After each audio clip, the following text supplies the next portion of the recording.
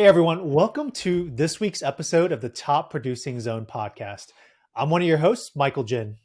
And I'm your other host, Shane Carvalho.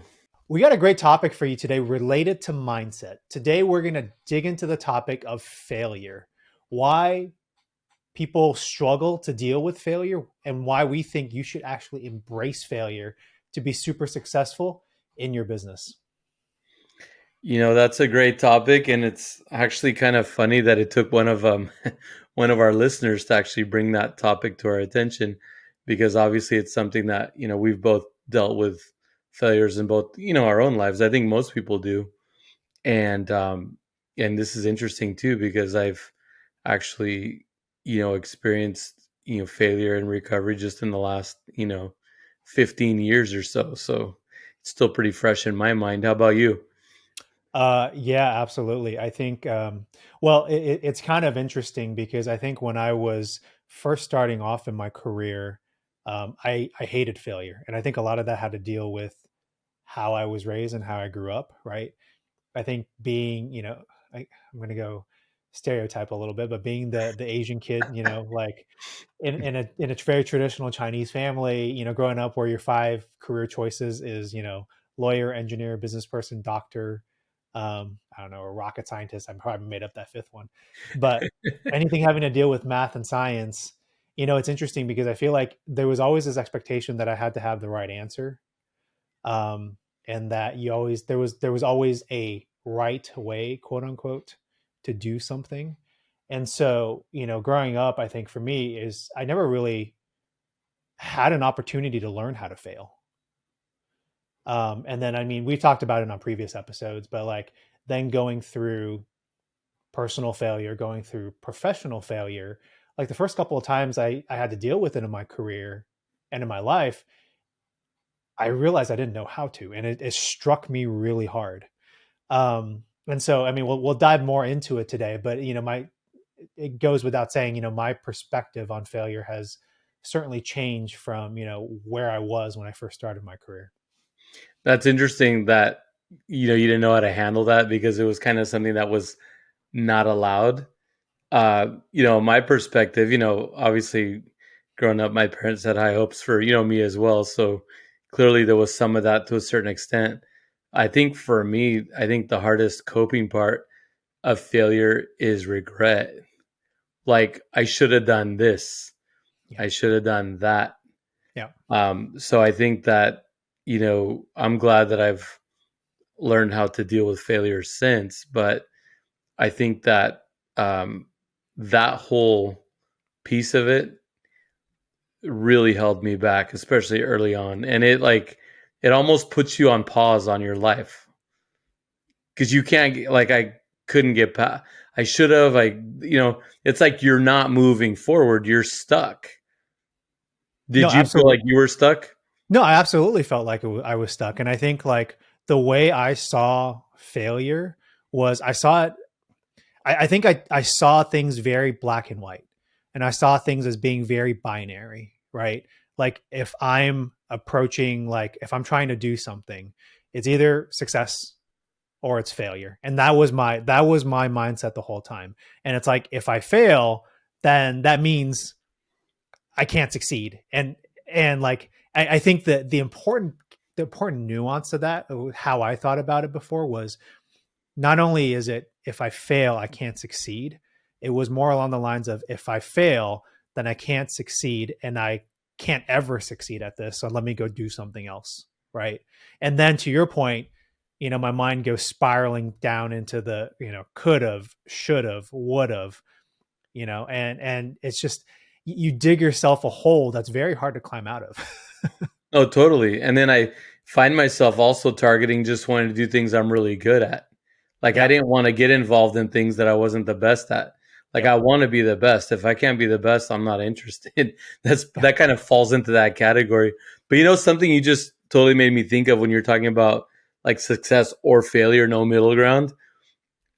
I had an assistant years ago that told me something so profound that Mm-hmm. I'm thankful to her for this. And it comes up all the time.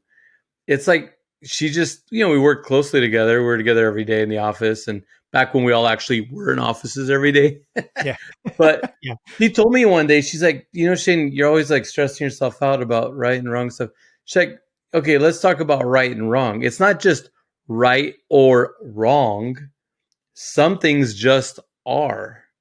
Mhm. Dude, that was so profound. There was like all of a sudden it wasn't win or lose. Like there's some middle ground there. Some things just are. So it's like, okay, can't you take failure and kind of, bring it into that zone where you can pull something to maybe make it something in the middle?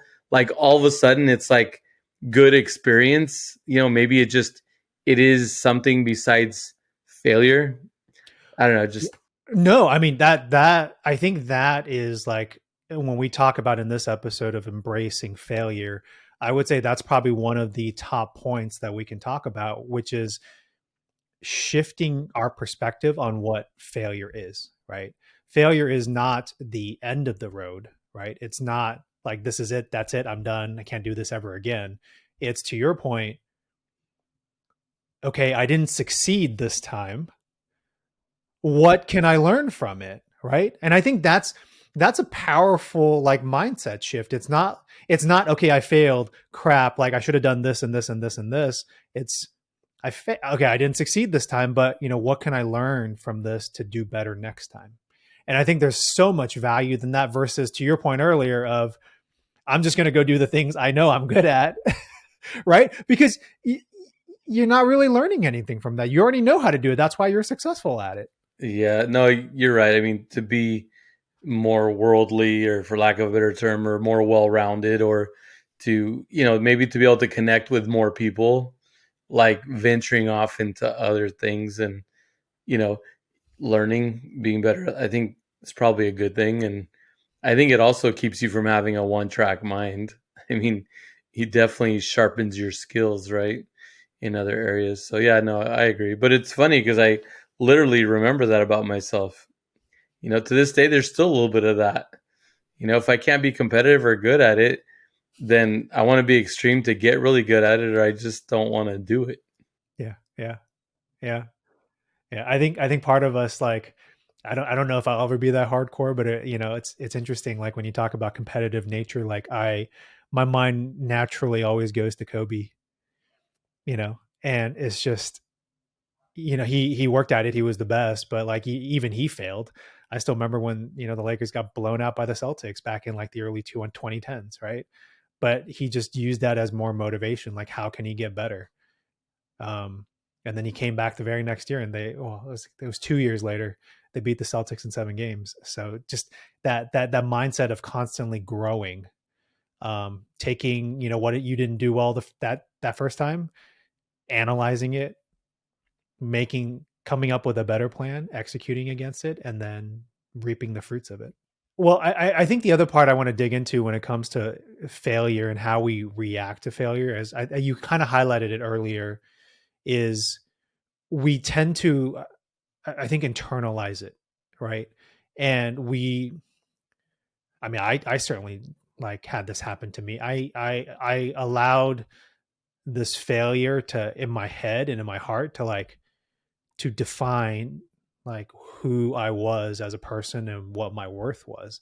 And that's also a very dangerous trap to fall into when you do experience failure. Yeah, I've been the same way to the point where I was having imposter syndrome. Like I wear that. That becomes very personal. I could totally relate. I very much so. That's heavy, dude. How do you feel like you address that when you do feel like you're battling with like imposter syndrome?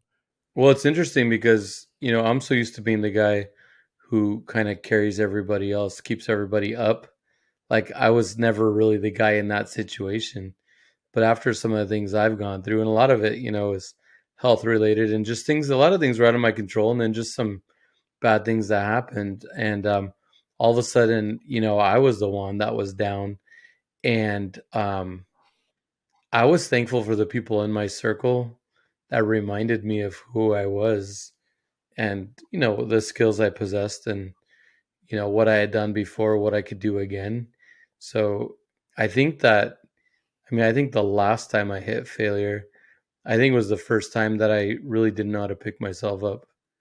So it was, yeah, it was hard. As people like, like you know, we're not just, colleagues, we're obviously good friends and more. So it's like, yeah, it was, this last time was really hard. But I think that what's helped a lot, um, previously and in other circumstances that were not so hard, are, kind of the tips and tricks that you learn just from, reading and just following other storylines and other people and what they've done.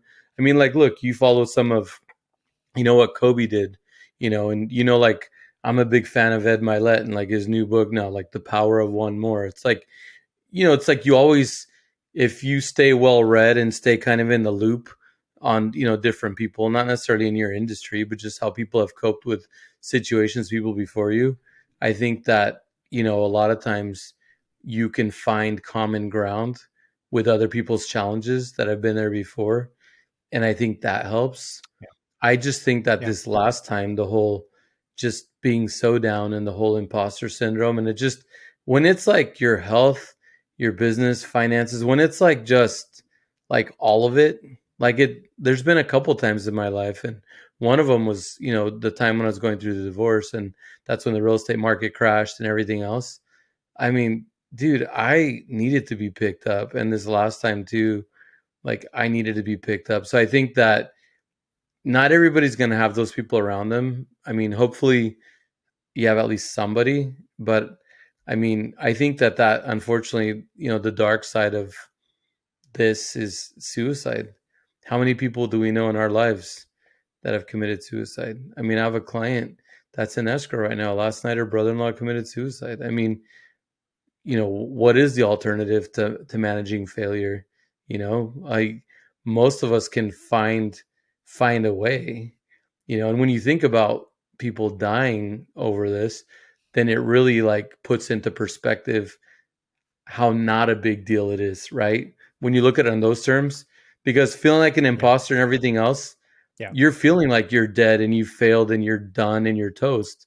But put that in perspective, if you can't come back from that, like, look at, you know, I mean, I wasn't trying to go so deep on you, but it just still strikes a nerve because it's still fresh for me what I went through. You know what I mean? Like, it's heavy, man. No, it really is, and I think you hit on like a couple of important points that I can certainly relate to as well. I think one of the big things is, you know, I think it is important. Like if you don't have a solid like support network of like whether it's business partners, where it's mentors, or it's friends or family, you should really look to like to develop that out, because a lot of times when we get into the weeds and you can't work yourself out, to your point, it really is a lot of the people around you that help lift you out of that. Like for me, when I was going through the divorce, it was some of my best friends that were constantly there for me. And even just us going to hang out helped a lot. We didn't even need to talk too much, but just having somebody else next to me helped a lot. Um, Yeah. I think I consider you like, I mean, we're brothers and we're great friends. I mean, I consider you a mentor just from the perspective of seeing how much you've overcome over this last like year and a half, 2 years with your business, with your health. And, like because you and I have gotten so close, it's it's a great example to me. It's a great reminder to me also of, if of being able to overcome like some really, really hard things. So that's been inspiring to me. And I think, from a personal perspective, one of the things I've come to learn is, it's also really important to celebrate like small wins along the way if you can, right? I'm horrible Whatever at it might. that. Yeah. No, not to talk over you, but no, I'm just, as soon as you said it, I was like, yeah, I'm terrible at that. Like, it's that extreme thing again. You're either fucking crushing it or you suck. Yeah. Like, the small Yeah. wins are so important, and that's why my coach got me practicing gratitude, a couple of years ago, because it's like gratitude is a great that I mean that is celebrating wins. I'm thankful for this. I'm thankful for that. I'm thankful like every night. Like I'm, at least three to five things every night. That's the way for me. Everybody has their way.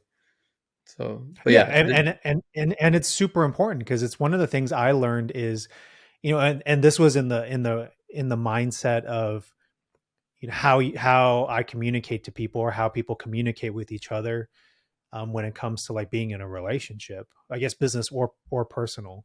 But there's that statistic out there where it's like it takes seven positive things, like seven positive words or statements, to overcome one negative. And so you think about the power behind that. It's like, forget about even interactions with other people. Let's just say, I'm dealing with myself.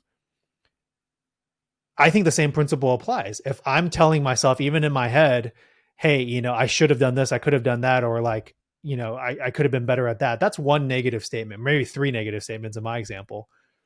With that ratio, it takes 21 positive statements for myself to potentially overcome the hole that I dug for myself. So again, it's just like celebrating those, to your point, doing gratitude practices every morning, right? It's positive statements, reinforcing, just the small victories that you have, is super important. And I think a lot of us, like you, me, a lot of us don't realize how powerful it is. well, yeah, positive affirmations in the morning. And I mean, I've been Yeah. getting myself back in the habit because for a while with everything I went through, like that was kind of out the window.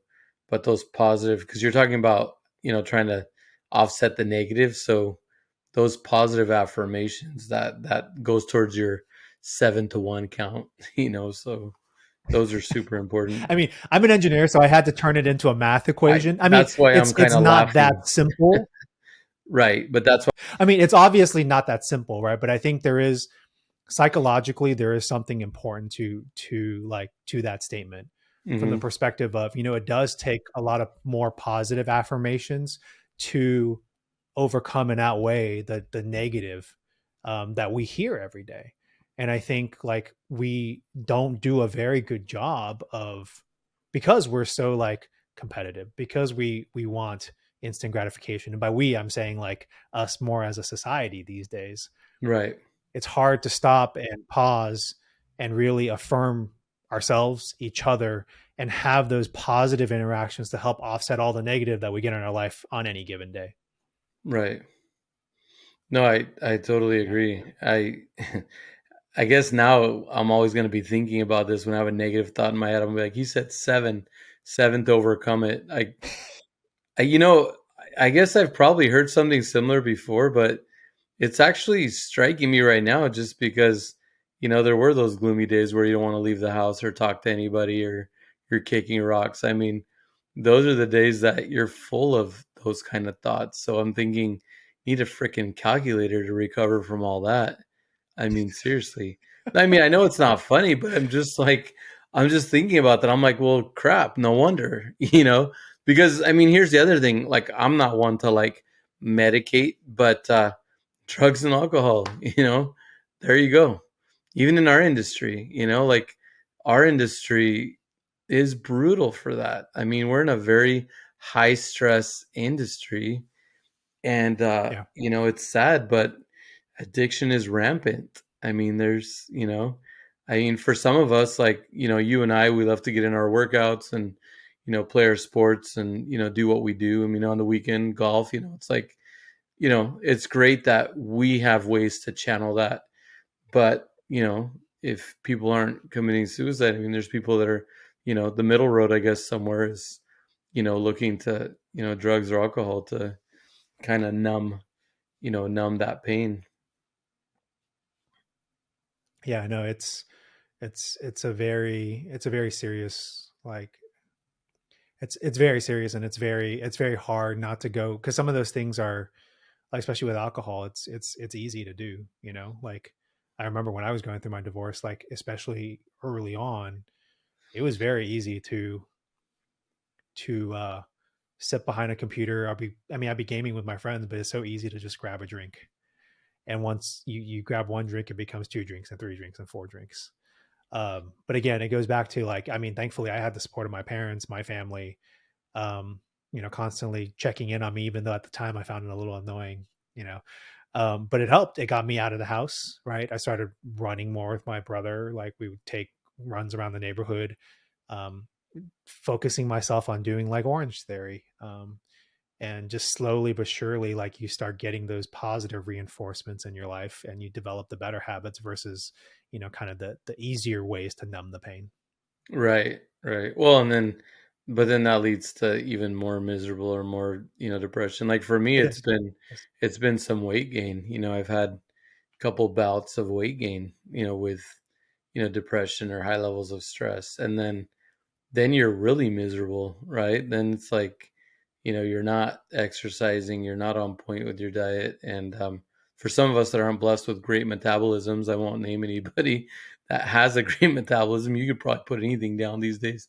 But like, it's like you go down any of those paths and then it just gets even worse. And then you feel like for me, especially after the surgery and stuff I went through when I couldn't do anything and I naturally put on weight. I mean, when you have zero activity and, um, gosh, I felt so far from like normal. And then it's like forget about like, imposter syndrome and everything else. How about like I don't want to look at myself in the mirror. Like I hate myself. It's like, just like especially for someone like, like for me, being an athlete playing sports all my life and, trying to stay in really good shape. I mean, I've always been on the bigger side since I played football and everything. I've always, lift a lot of weights. I'm not Mr. Scrawny or anything by any means, but it's like, yeah, you just, when you get deep into places like that where it just, feels like it's hard to come back, like forget about just imposter syndrome or any failures in business or anywhere else. But then when you have that physical failure to overcome as well, it just seems out of reach. Like it's hard to see the light. That's kind of what we were touching on earlier in the conversation when we started, just to what extreme, you know? Thanks for joining us for today's episode. Now, if you're watching on YouTube or streaming this on your podcast platform, if you could do us a favor, leave a comment down below and let us know where you're listening or watching the show from today. It greatly helps with the algorithm and helps us get reach out to more people who need or want to hear what we have to say. We greatly appreciate it. And now back to the show. Let's shift the conversation a little bit and let's talk a little bit about like ways that we can kind of overcome some of these challenges when it comes to facing failure. We've talked about a lot of the ways we can kind of get stuck with failure. So let's talk about some of the ways that we might be able to overcome it. I think we've touched on one already, which is having a very strong like support group of mentors, of friends, of family. We've talked about a second one, which is kind of slowly practicing gratitude. But what are some other ways um, that we can kind of shift that perspective of and not see failure for the abject like 100% like downer that a lot of people see it as, but see it more in a positive light as a way for us to better grow as both people personally and professionally. Well, I mean, this is going back to we had touched earlier on, or I had, well, we both have touched on this, but I was talking about like, other people that have gone through experiences and how things have gone for them. So, I Yeah. mean, I think a big eye opener for me, and I forget who it was that got me in on this, but they're like, well, look at so and so who's been bankrupt 4 times and now is a multi-billionaire or whatever. It's like, just there's a resource to like when you feel like, because you got to understand, especially after all these years of humanity and everything, like, come on, people have been in your situation or worse. A lot of people, Yeah. many times. Like, when we're going through these tough times, we feel like we're the only one that's totally like screwed things up, right? Like, we make that mistake of Yeah. comparing ourselves to other people. We always assume, especially Yep. now with social Yep. media, we always assume everybody's doing so great. Life is so good.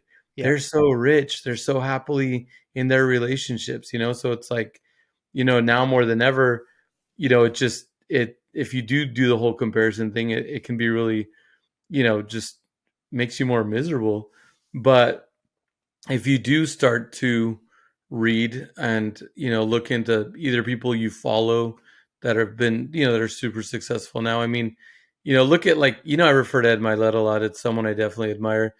And I mean, look at his story. And I mean, they didn't even have water in their place. Like, they used to have to go to a public place, public shower, to shower. I mean, they had no electricity. I mean, like, I won't go into all that, but it's Wow. just like, if you hear, his story, and to the extent, and then, like, when I was at the shareholders conference last month, when he came and spoke and was talking about the car, and the money he got to get his first car, in the business, and like, it it's just, like, when you see people like that are massively successful, and what they've been through, that, I guess, for me, it's like, for those that are feeling hopeless, or that are failing hard, if you can't find a way to pick yourself up, go read up on some of these people that have been through hard times and struggles and have made it, and just at least, I guess, from a mindset perspective, that'll give you hope. Like, if you can't find your own hope, then go get inspired by someone else that's eaten shit or failed or just been through a lot. And it's not always just like career failure, health failure, divorce, whatever. I mean, some people get handed some shit. Like, my whole family died in a DUI accident, or, my brother got murdered last night. Like, I mean, dude, like, a lot of this other stuff can really put things in perspective. You know what I mean? So, I mean, Yeah. I'll pass it back to you for one of yours, but I mean, that's like, for me, like, having these people to reflect on has been helpful. No, I mean, I think reflecting, hearing people's stories, seeing that it's possible, I think is a powerful like reminder to anyone. And I think, like, and you and I have talked about this on other episodes. If you look at a lot of these people's stories, it's, I mean, you do see a lot of common themes, right? And I think one theme potentially across a lot of these stories is, they start taking one step at a time, making progress, really embracing, not letting the end goal like really overwhelm them, but kind of knowing what the process and the plan is, and kind of embracing that plan and just taking one step at a time. Like, I think back to my own journey with like fitness.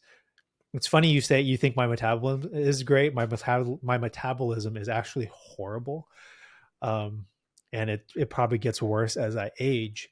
But I do think about, my, even just my fitness journey over the last 3 4 years doing Orange Theory. I remember when I first started, like, forget about losing like 20 pounds, 30 pounds, or putting on muscle, or what, ultimately where I am today. I remember getting on a treadmill and I was running at I was trying to run at 6 miles an hour on the treadmill. And I was huffing and puffing after like 30 seconds. I was like, there's no way I can do this. But then you get one workout under your belt, right? Then you get two workouts under your belt. Then you get three, four, five, so on and so forth. Now, like 3 years later, it's like, well, crap, I'm running 12 miles an hour on the treadmill at my max. Six Show miles to off, me is like a walk in the park now. show You know, off. well, I mean, it's I think the message is, like, to your point, like, you see a lot of people on social media. Everything they seem to do is now successful. It's, they're where maybe, we want to be at, but a lot of times you Right. don't see like the steps they had to take to get there. Yeah. And I Well, think and a lot of I'm times people lose sight of that. And I think that's, right. I've mentioned that before on other things, but I want to reiterate that message, is because where you are, where somebody else is today, is not where you're at, but that doesn't mean you can't get there. You just have to take one step at a time. Yeah, and I was teasing you. I mean, I'm just teasing you with the whole, because of the whole treadmill thing and the I know. whole Yeah. Orange Theory thing. But no, but on a serious note, I mean, you made a good point, because I mean, when I had my massive weight loss, about 16, 17 years ago. I lost, pretty much almost 100 pounds. For me, I remember like boxing was introduced to me to go train in the boxing gym. And I remember like the professional trainer used to work us out hard. I mean, I thought boxing would be like what you see in the movies with Rocky and stuff. Go hit some bags and look all cool and everything. Oh man. The intense training, like for like hitting the bags and all that, that's just a piece of it. The conditioning is unreal. So I remember that he would use the boxing round timer. And so we would have to jump rope for 3.5 minute rounds and get the 30-second break in between, or 45 seconds or whatever. I remember when I started, I couldn't even jump rope for 20 seconds. About a year in, I could do 9, 10 rounds. And so it's very similar to what you're saying with the treadmill, but and like lifting, going through the workouts and everything else, it was so overwhelming at first. I'm like, how the hell am I ever going to do this? But it's interesting. Once you start building momentum and you start getting results, then it's like that just fires you up, like in that. Oh And I yeah, think that yeah, I'm glad that you brought up this example, because this is the same thing with overcoming failure in your business or anything else, is just making progress. And then we always talk about, and I know I bring up the whole reading thing a lot, but remember this extreme thing we were talking about at the beginning? Like it's all or nothing yeah, or fail. Well, that's when these other books came in, like, The Compound Effect, Pound the Stone, Chop Wood, Carry Water.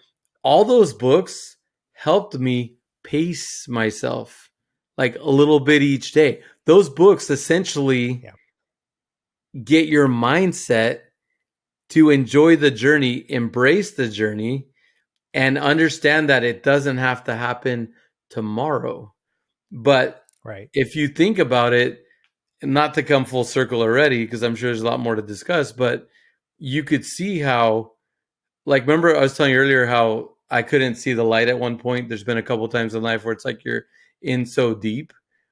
If you're Yeah, taking these little steps, you're going to get to a point in your journey where you can see the light. And it's yeah, because you're not trying to see the light today at the beginning of yeah, your journey. It's because you are embarking on your journey, having confidence and faith in yourself that you are going to get there. You can't see the finish line, but if you're determined, if you're committed, you're going to get there. And that's a whole nother subject, like it is. discipline, self Yeah, discipline and drive and work ethic. I'll tell you, that's one thing I've never lacked in my entire life. The work ethic and the discipline, I'm on another level with it. That's one thing that I will give myself credit for.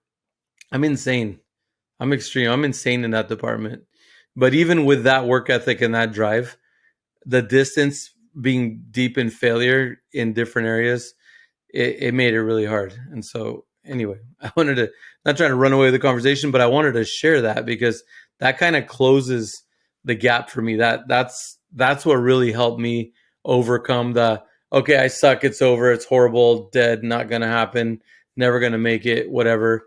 To like when you're on top of the world, it's like the whole middle ground didn't exist to me. I only knew how to be up here. I didn't know how to be down here. Just like you said at the beginning, you never learned how to cope with this because your family said you were never allowed to drop below this.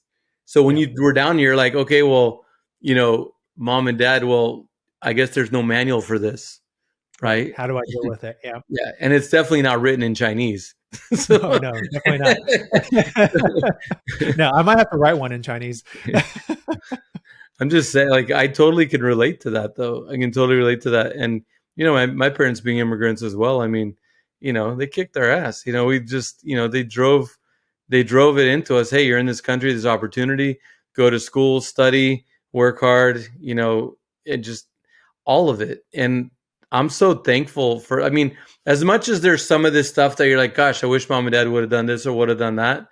I think at the end of the day, you and I both can say about our parents that they did do enough of all the other things in such a good way that look how we came out, right? Like there's Oh, certain things absolutely. that were like Yeah, hardcore and probably weren't, the best, but then everything else more than makes up for it. I'm thankful for strict parents. Kept me out of trouble until I really knew or was Yeah. old enough to, what I was up to. Um, I think it helped make me the leader that I am, because I was never a follower.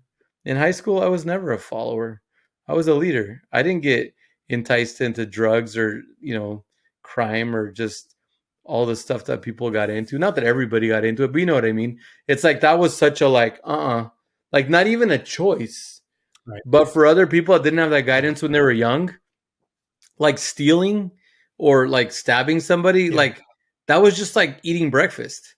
Like there was no boundary there. You know what I mean? So I Yeah. know I'm getting way off topic, but anyway. You're getting very gangster on me. But Very gangster. keep in mind, I went to a very Asian school in Cupertino, so a lot of this is like foreign to me growing up. But no, Well, I mean, I definitely oh, sorry. go I was ahead. just gonna say I decided to go to public high school against my parents' wishes.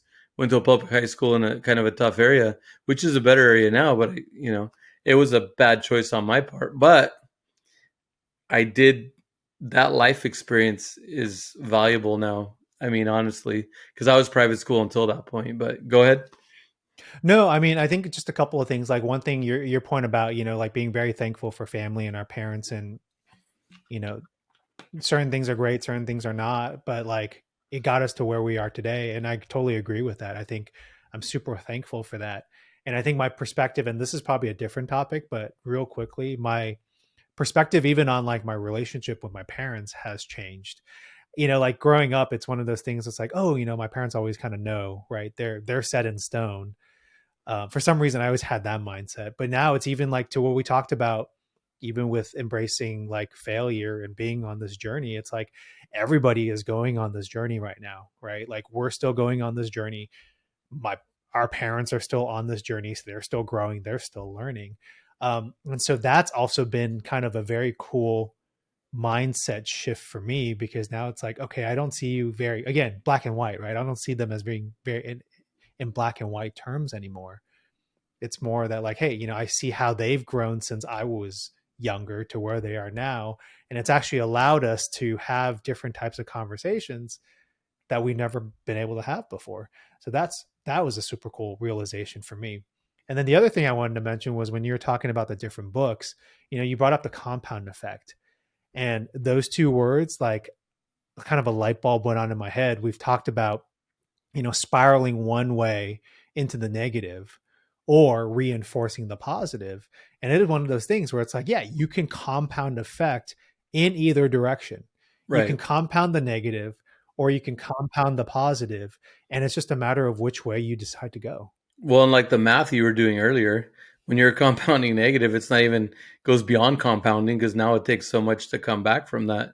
So It goes, it's yeah, but no, I totally agree. And I mean, it's interesting too because we talked about looking at people and everything else for inspiration, but I'm telling you, a lot of those reads hit me at the right time, I like just seriously, like those books, like, yeah, some were recommended, some I came across, and that was a tool that I guess I never. I mean, I grew up reading for fun. I read a ton of fiction when I was a kid. I was a fast reader. I used to blow through authors I liked.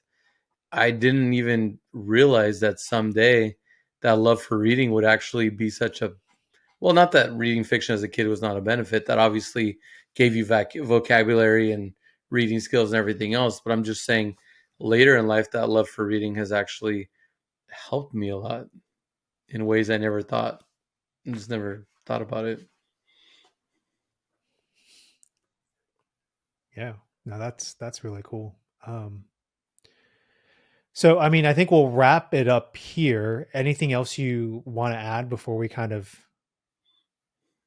end Well, today? so it's interesting because, like, I guess especially coming back from what I've been through the last couple of years, like, um, like obviously with the health issues and being down for the health issues for about a year and a half, like, there's a lot of time when you're thinking about, mortality, and your ability to just function, on the daily basis and everything else. And I mean, I already have had a positive outlook on life and always kind of, especially when I'm in good health and working out and doing what I do, like I'm always pretty enthusiastic or pretty fired up. And it's funny because lately, like, people around me, like yesterday, someone was telling me, like, oh, yeah, like I know you're going to tell me I need to be positive and everything else. And it's like it's funny because I already, with people that are in my circles, they already feel like, okay, Shane's gonna be giving me a hard time about this because he's gonna want me to be super positive. And the thing is that, like, I drink my own Kool-Aid. Like, I really believe in the manifestation of what we're thinking. Like I said, I've needed to be picked up a couple times because I've fallen off my own wagon. But after what I've been through, it's like you're talking about compound effect. Like that positivity is like more than compounded because, you know, like from where I came, just this last journey, I'm fired up. And it's like if you can go to the depths of all that and come back, I mean, obviously, a lot of people don't know, but beating cancer is a huge win. How many friends and people close to me and Yeah. clients and people I know have passed away from different kinds of cancer? I mean, that's usually one of those bad words out there. I mean, it's always the Yeah. F cancer everywhere, right? Like, so it's like, Yeah. coming back and beating that, it just like, yeah, of course I'm going to be extra fired up. And yeah, if you have an issue, yeah, I'm going to see the positive side of how to get after it, get through it, conquer it. Um, you know, you're talking at the beginning, we were talking about, people getting caught up and, failure's the end. I suck. It's my judgment and everything else. Hell no. It's experience. It's a stepping stone. It's building you. It's building your foundation. Okay, well I did it this way, this didn't work. Oh shoot, this happened to me. I guess I never saw that coming. Okay, well in the future I have to keep them, in mind. I mean, dude, and even like some of the like bad business partnership and things that have happened, like it's like, do I really need to learn more lessons this late in life? And clearly you do. Like, Well, and I mean, I take that and I go back to again. I go back to, like, we talk about exercise a lot, but I go back to exercise. Like, to me, it's another experience. It's another rep, so to speak, right? Where you're building that muscle and you have something to rely on when you do face adversity and failure. And to your point, like, yeah, you've had to overcome so much, so now it's like, your perspective is so different. And even for those that I mean, hopefully you don't have to face a battle with cancer, but like with other things in life, as you go through those things, like as you overcome one, in my head I'm imagining, like, you have a tool in your toolkit now, or you have a tool on your tool belt now that you can then rely on the next time you experience something, and you continue to grow and build that muscle to help you be more successful. well, what's interesting is that something like cancer can be obviously really frightening, but clearly I'd built some of the muscles already even before that because when the doctor's like, "Oh yeah, unfortunately this is cancer and you have to deal with it, do surgery and stuff." And it was interesting because it was like, "Okay, doc, here, hold my beer. Let me add that to my to-do list." Yeah. I Yeah. mean, like 20 years ago, I would have been like freaking out. I would have been like, holy shit, I'm going to die. Like, so it's like, even though I'm still learning and, still building the experience and everything, there was already enough muscle built. Those are enough tools in the toolkit that I was like, okay, you've been through some shit. You've been through some challenges. Life hasn't been easy. You've had to find your way through a lot of challenges. It's like, okay, this is one more thing and you're We'll gonna get figure it it out. done. Yeah. I never had a doubt. I never had a doubt. I mean, I know a lot of it's in God's hands, but I didn't have a doubt that I was gonna get through it. One way or another, I was gonna get through it. And getting caught up in the fear, or the what ifs was not even in my vocabulary at that point. Yeah. But honestly, I can't take full credit for that because part of it was I was so overwhelmed with everything else going on. I got hit with a few different challenges all at once. And I'm thankful for that because if I had too much free time and too much free thought, maybe it would have hit me harder. Right. So, Right. I mean, I'm not trying to like make it insignificant. It was significant, but it's interesting because the impact of what it should be based on what people's normal reactions are was not there. And no disrespect to people that take it hard. It is a big freaking deal. And I'm not going to ever downplay that. But I'm just Right. saying the way I dealt with it, I think it was a little easier just from building those muscles over the last, years, 10, 15 years, or whatever it is. Yeah, absolutely.